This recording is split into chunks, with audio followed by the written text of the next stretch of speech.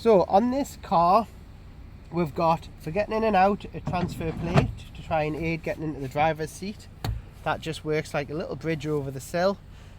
Also makes it a lot safer for getting in or out of the car. If you do lose your stepping, it means you're going to just drop onto the transfer plate. It's also got extended seat runners, so the seat runners go very far back, which will help if you're a large driver. In terms of hand controls, we've got the radial, the under ring, and we've got this floor mounted brake and accelerator. It can also just be supplied as a brake like this, rather than having the accelerator element as well. There's various ways you can drive the car. Is you could use the left hand side for an accelerator and a brake, utilising the indicators if you find it necessary while you're driving. Not everybody will need to use these indicators. You can time it between accelerating and braking. Some drivers might prefer the under ring and the left hand brake.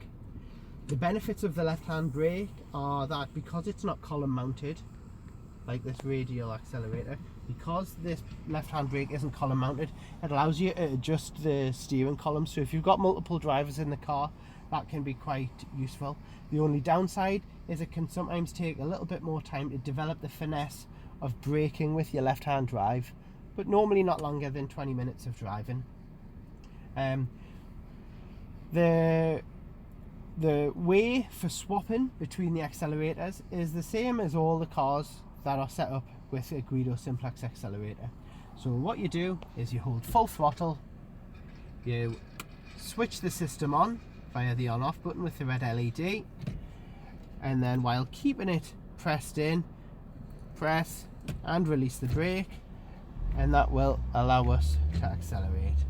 To swap to the next accelerator, switch the system off, select full throttle, switch the system on, and again press the brake. That then gets the acceleration. All the accelerators are fitted with a brake switch, so it's important that you're not in a situation where you're accelerating and braking at the same time. So for example, if I hold the acceleration on here, you'll see the needle's up to 4,000 revs there. As soon as I press the brake, the accelerator's cut off. It doesn't matter how much I accelerate while the brake is pressed, that safety switch has it cut off. Once you've released the brake and released the throttle, it'll allow you to accelerate again. So that's one of the things that can sometimes catch out new drivers. If they're on a junction, they can start to accelerate before they've released the brake, and you can see there nothing happens. Release the brake and then you can go again. So it's important that you separate your braking from your accelerating the same way you would if you were driving on the foot pedal. You would go from the brake over to the accelerator, so that there's no way that you can accelerate and brake at the same time.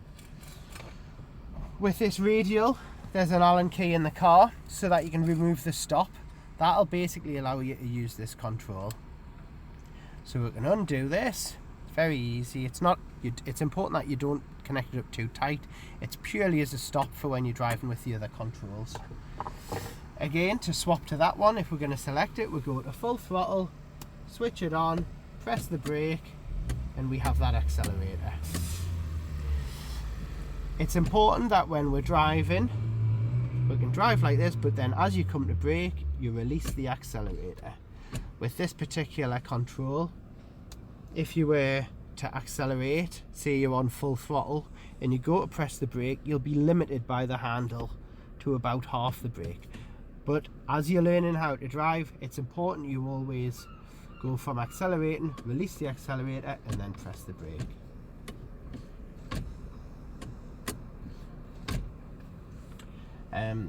The different steering aids that can work with these different accelerators are the steering ball, which will work for some people. You can use it in either side. So if you were driving with the left hand accelerator, you might want your right hand on the steering ball. If you're driving with the radial, you might want your left hand on this steering ball. All the other driving aids are available for grip, so some people, especially if they're using the Radial and they don't have excellent grip, the Tetra grip might be more useful. And then with the Tetra grip, you've got the 5-way pad here for your left hand, and then you can still get to your wipers in between accelerating and braking with your right hand.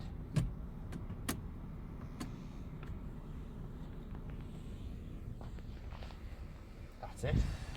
So with the floor mounted accelerator on the left hand side, this comes with a brake lock, and this brake lock is mechanical. You use it by just pushing that lever down like that, and what it does is as you press the brake, you can lock it on like so, which then gives you the freedom to use the same hand to select reverse, neutral or drive, and then back to park. Do you see? So you can press forwards. You'll use this function a lot while maneuvering, because you can put the brake lock on, select reverse, maneuver into position, select drive, and then maybe back to park when you release it.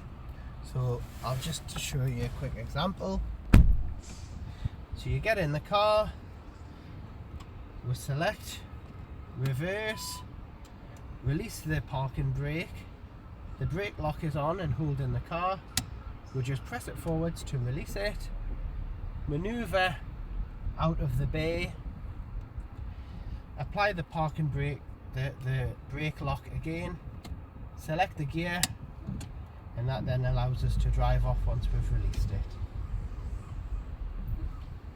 And then back to park, and then we can release.